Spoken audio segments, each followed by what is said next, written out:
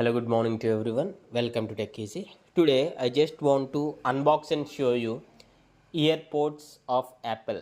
See here, EarPods USB Type C means this is not the conventional like 3.5 jack. This comes with USB Type C port. See here, compatible with USB Type C enabled devices.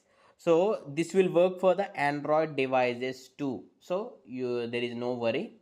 You can use it for iPhones and Android also. So that is one advantage. And this is what the earpods, the white earpods. And I'll mention the cost also. Remember, I bought this on offline store, not in online. When the time I buy this, it came for like 2000 rupees, somewhat like 1900 to 2000 rupees. Right now, when I check in online on Flipkart and Amazon, it is showing something like 1600 to 1700. And this is the volume up and down rocker. You can increase the volume and you can decrease the volume. If you're listening to a song, with one click you can pause the song, with double click you can play the next song, with three clicks, consecutive clicks, you can reverse the song, means the previous song you can get back to the previous song.